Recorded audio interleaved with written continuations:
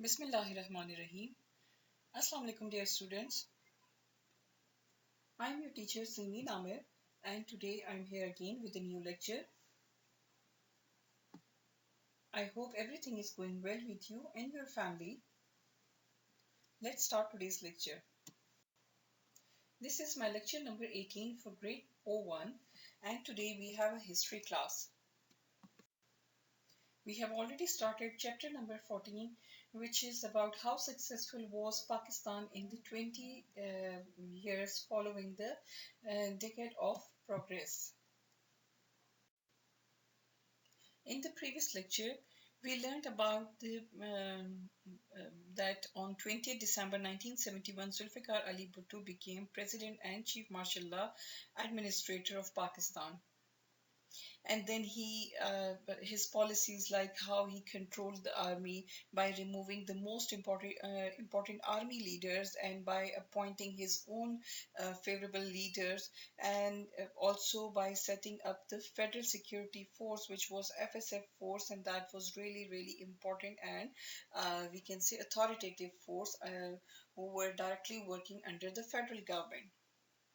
Then Zulfikar Ali Bhutto signed an agreement with the Prime Minister of India, Indira Gandhi, and it was known as Shimla Agreement, which was signed by the Prime Ministers of both countries, and that was on 2nd July 1972. But it was much more than a peace treaty seeking to reverse the consequences of the 1971 war.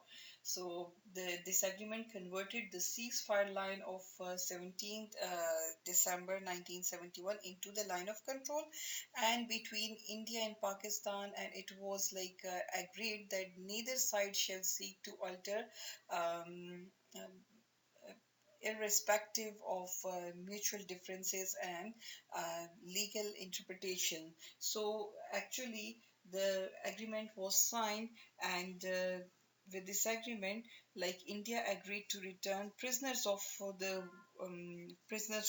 war to Pakistan in return for the promise from Pakistan that the Kashmir problem would be discussed directly with India and not in international forums such as the United Nations, as and it was importantly for Bhutto. He had not given up the claim that Pakistan spoke for Kashmir because it was rightly a part of Pakistan, and he also established a new constitution, which he made it a law for Pakistan. And the main features were like there would be two houses, the Senate and the Assembly. And he also said that the leader of the party with the majority in the assembly would become prime minister of Pakistan. And then he's in the law he said that president became largely a figurehead like a puppet. So obviously there were no specific authority was given, and Pakistan was an Islamic republic, and both the prime minister and president had to be Muslims. And also that adult suffrage was granted to people, which is like the right to vote. And they said that all the fundamental basic human rights were guaranteed. Then we also discussed the party politics of National Awami Party, NAP, which is now ANP, and Jamiatul Ulama Islam with Pakistan People's Party, the then government. So for today's lecture, we will discuss Bhutto's reforms, and this is on page number 144. Bhutto was now able to concentrate on putting into practice the promise of food, shelter, and clothing.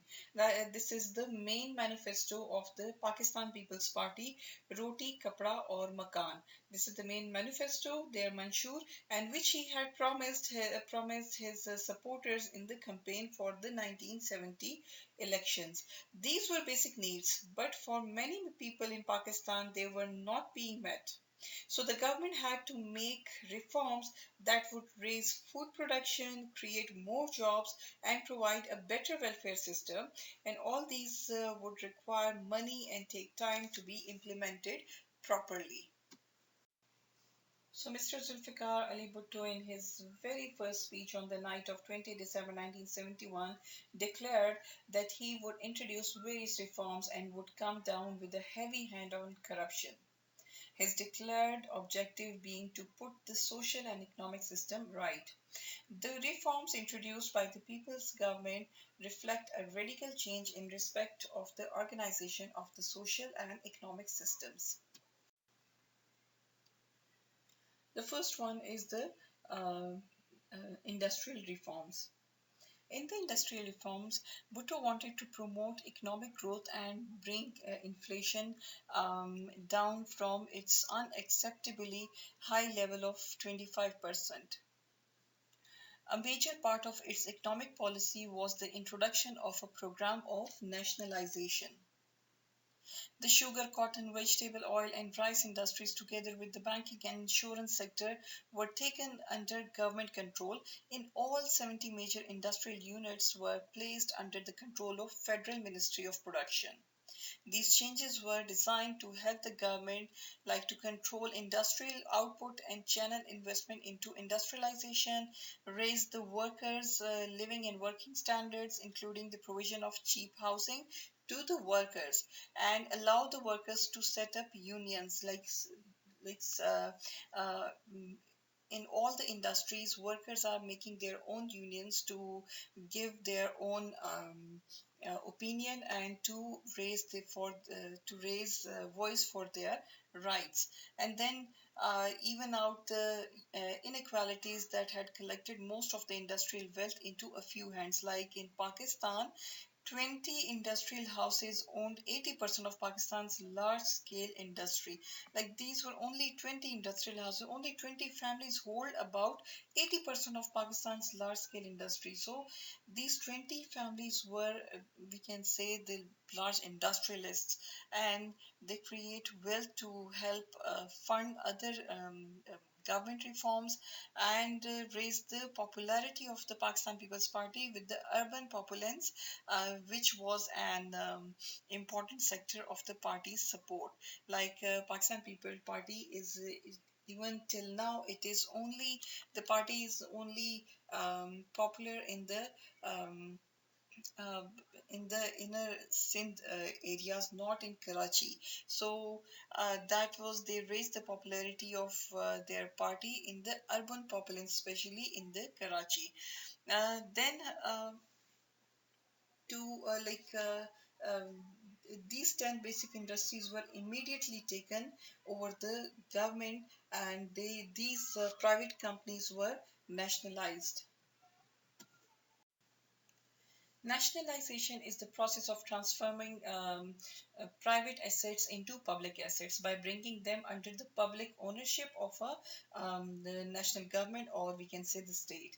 So there are different reasons that we are nationalizing some of the companies, like prevention of unfair exploitation and large scale labor layoffs, like a fair distribution of income from national resources, and to keep means of generating wealth in public control, or we can say in state control. Then obviously there are so many benefits of this nationalization, like external benefits for the economy of broadband provision. There's a low borrowing cost. There is, like we can say, national infrastructure is a natural monopoly. So by a presidential order of 19 March 1972, 32 life insurance companies were nationalized. This sweeping um, move was aimed at removing the interlocking of life insurance with private ownership of major industrial groups, and the Life Insurance Corporation, established in November 1972, has a paid up capital of rupees 10 million. Since then, life insurance has gained momentum. The nationalization policy faced many difficulties. The government raised the wages and salaries, which laid tremendous inflationary stress on the economy, and nationalization program could not arrest inflation, and also missed the corporatist element. Like the corporatist element, we can say, which is like a political idea or a kind of ideology. that advocates the organization of society. This corporatism is a political ideology which advocates the organization of society by corporate groups, like agricultural group, like labor group, like military, or we can say some scientific group. So, an economic reforms order promulgated in January 1972 removed the boards of directors and managing agencies of 20 big industries. A little later, 11 industrial units were added to the list. But also, like Pakistan's education system was not yet producing sufficiently educated workers to take managerial positions in the industries under the Federal Ministry of Production. Capable factory owners were often replaced by civil servants and little understanding of with little understanding of commerce. Like, as we don't have much literacy rate here in Pakistan, so as we were in demand of very technological educated people, but as people are not available here, so some of the industries, some of the managerial positions in the industries were under the Federal Ministry of Production, and they were given to the civil servants who were with little understanding of commerce and trading. And then the federal ministry had a huge job to do, coordinating nationalization across the country, and the system often got bogged down or involved in bureaucratic muddle, or we can say bureaucratic disorder. So the changes took place at a time when the world was going through a recession. So recession means when the world was going through a period of temporary economic decline. That was economic decline. So the newly nationalized industries faced a declining demand for their goods.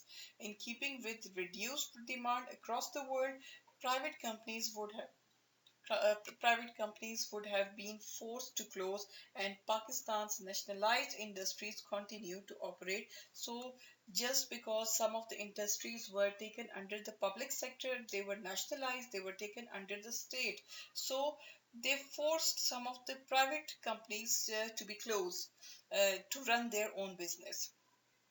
Despite all these problems, Bhutto's industrial reforms did have some success, and inflation fell to just 6% in 1976, which was previously 25%, and economic growth also began to increase.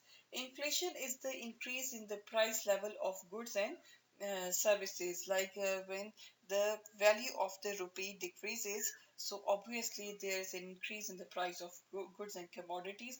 This is called inflation. So previously it was 25%, but after his industrial reform, it came to just 6%. So that was a big success of his government.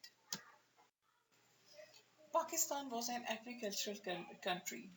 Like, the main industry of Pakistan was the agro-based industry. In Pakistan, where the majority of the population used to reside in the rural areas, this necessitated the introduction of land reforms. Reforming the agriculture was meant reforming economy, because agriculture was the mainstay of economy and therefore introduced reforms, but they had altogether failed to accomplish the aspired objectives. The ceiling fixed for individual holdings for the irrigated land was fixed at 150 acres, and that for the unirrigated land it was fixed at 300 acres, as compared to Ayub's 500 and 1000 acres for irrigated and unirrigated land respectively. No compensation was. Exemption given to orchard, stud farms, etc. In earlier reforms, a reform package was taken back to regain. However, reforms could not produce the expected result. Therefore, second wave of land reforms had to be introduced in 1977.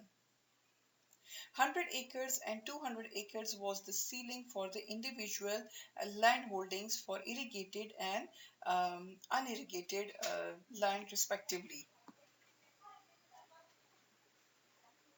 One significant outcome of these reforms was that landed aristocracy got infuriated perceiving a threat to their well established position.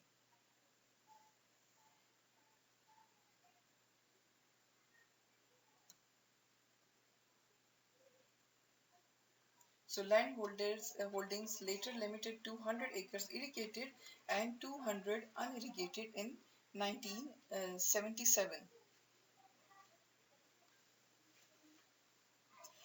The main step in order to reform economic system of Pakistan was the adoption of process of nationalization, which was launched in early 70s when Bhutto came to power. Land reforms, labor reforms, banking system, and finance corporation were the main reforms in his era.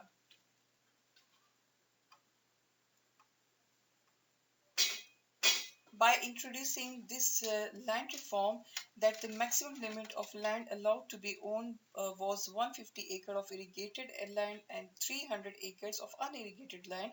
However, intra-family land transfer was allowed, which did not prove to be helpful.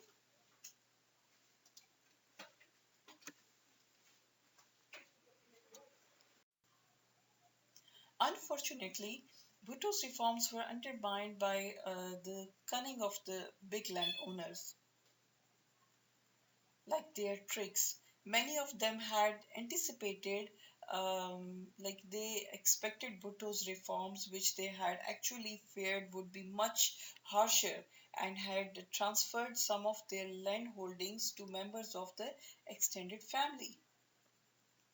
As it was not allowed to keep more land with the one person, so they like many of the people who gave their lands to the extended family members in a just in the papers. Others transferred land to trusted tenants and then leased it back on long-term leases. Even where such measures had not been carried out, there remained the, there remained the power of personal influence of bribery, which is corruption, to persuade officials to overlook the transgression of to the new law.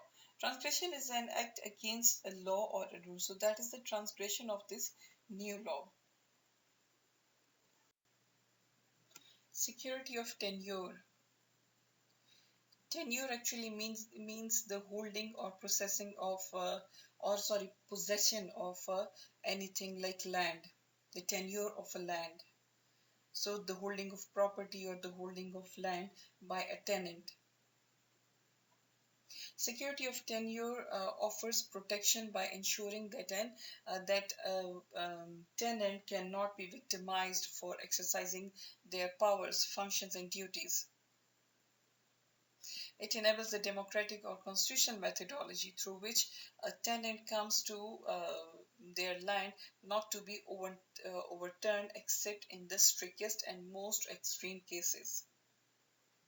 So, security of tenure actually means the right of a tenant of a property to occupy it after the lease expires, unless a court should order otherwise.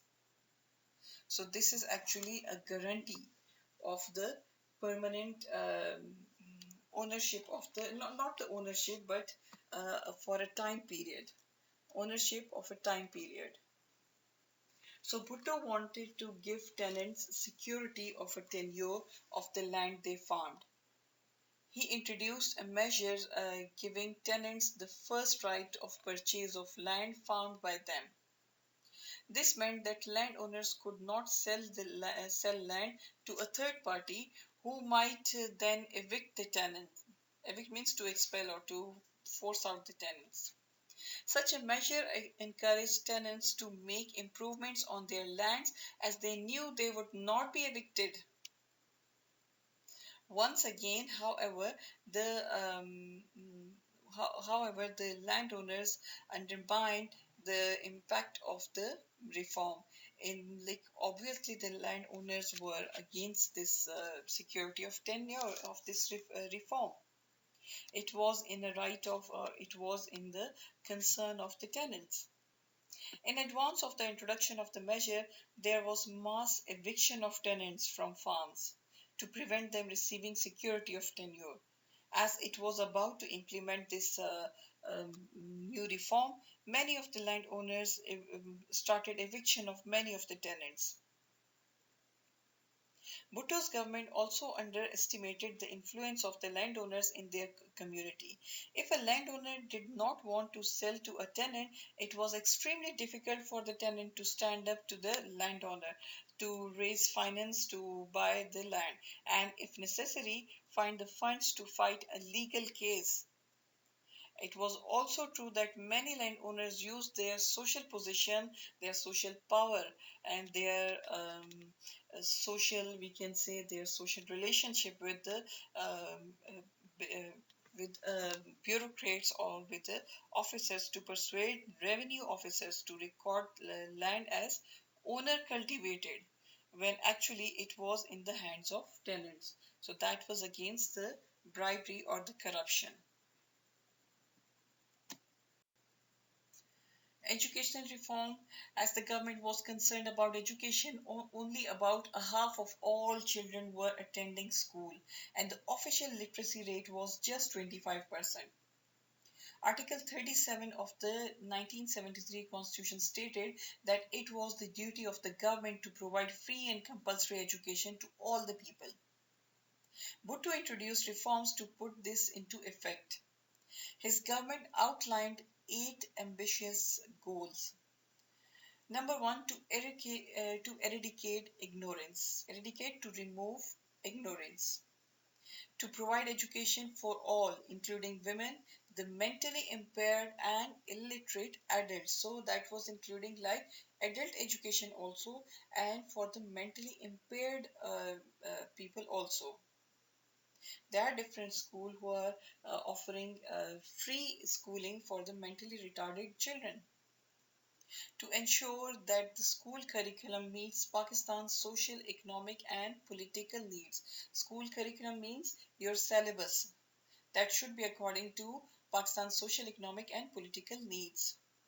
Then to ensure uniformity of education in each subject in every school and college of Pakistan, so that like there's a uniformity of education, like one kind of education it should be in all the schools, like in government school and in private schools and colleges of Pakistan, and the same subjects would be offered to then the next point is like to raise the self-confidence of a common man, and to raise aspirations the ambitions for her for higher education among the youth, like they should be ambitious to take the to get the higher education, to develop each person's personality and potential, and to develop a Pakistani culture and identity and national pride. The changes the government wanted to make were sweeping, like they were extensive, they were comprehensive. They could not be implemented overnight, and in the first few years were bound to face difficulties. And what were the difficulties? The main problems were the administration needed to coordinate the reforms was not yet in place. Both the planning and the administration of the system were introduced with efficiency where there were sufficient administrators, but in other areas it had little impact. Some of the non developed areas, or we can say the rural areas. Only 13% of the government education budget was allocated to primary schools, and so implementation was difficult because it needed more financial assets, and there were limited money or financial assets with the education department.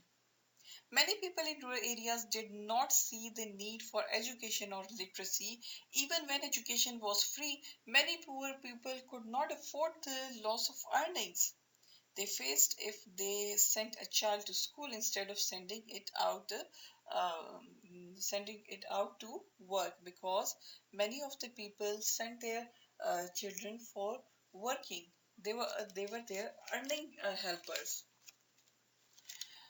Then there was a drop in the standard of education in many of the selective schools that had been nationalized, as they were unable to cater to the increased number of students without additional trained staff. So the trained staff was limited and the number of students were increased. And then education takes time. It is not possible to change the curriculum, train teachers, and provide the necessary equipment in a short time. Consequently, even after 5 years, the literacy rate had not risen by more than only 1%.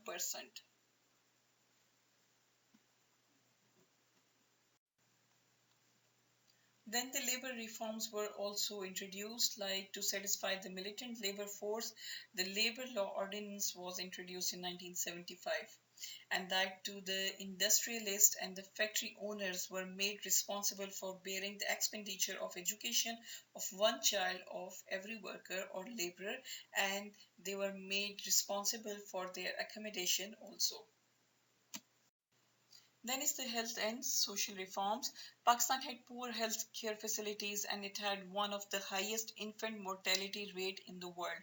Infant mortality means when the death rate of children at the time of birth. That was highest in the world, but life expectancy was also very low. In August 1972, Bhutto launched a health scheme designed to correct these anomalies. Like anomalies means like abnormalities, or we can say some irregularities. And these were like the central plank or the fundamental point of the reforms of this reform was the introduction of the RHCs and BHU. RHCs were the rural health centers and BHU the basic health units. These were the small centers and health units that especially in the urban and rural areas, especially in the rural areas where there were no such hospitals. These were in urban areas to provide more widespread health care. The plan was to set up one RHC for every 60,000 people and BHU for every 20,000 people. The training of college for doctors and nurses were expected to admit students on merit. Once qualified, doctors had to work the first year wherever the government placed them, so that instead of working only in big cities, they could be assigned a post in any small town or village.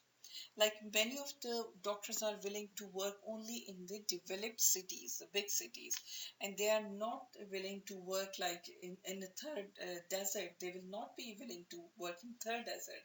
They are not working in willing to work in some rural areas. So that was made compulsory that the doctors had to work the first year wherever the government placed them. It was made necessary, and it really worked. Then the sale of medicine under brand name was also banned. This practice, common in the West, allows drug companies to sell new medicine under the patented name. Patented is the copyright, or we can say licensed, so, and stops other companies manufacturing the drug under its medical name. This measure reduced the cost of medicines dramatically, and medicines were made available without prescription. They could be bought at any pharmacy. To achieve this goal, an act called the Drug Act 1972 was enacted, which prohibited the manufacture and import of any drugs under brand names after 23rd December and 1972 and their sales after 31st March 1973. The reforms did improve medical services in Pakistan, but there was always a shortage of doctors and nurses. The removal of brand names from medicine also saw a fall in the income of chemists, and many international drug companies closed down their operations in Pakistan as they could not make a profit.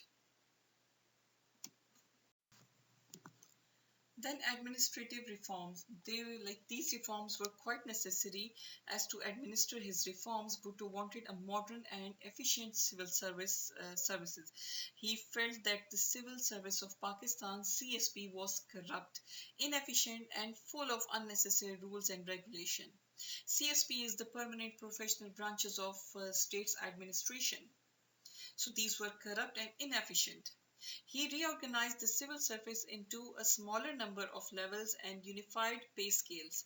This removed some of the old unnecessary distinctions between types of civil servants. He also reformed entry requirements so that people could join at any level, even the more senior ones, without having to work their way up.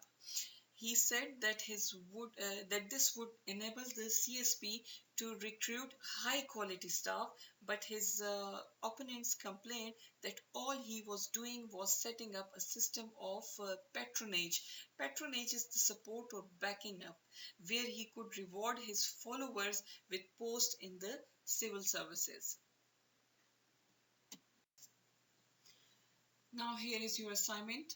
Um, you have to do two questions. These are common questions, not the typical exam type questions. And just to check your knowledge, what was the purpose of Bhutto's agriculture reforms? And uh, explain whether you think they were successful or unsuccessful. They're interrelated question. Like the second question is related to the first one. It depends on your answer.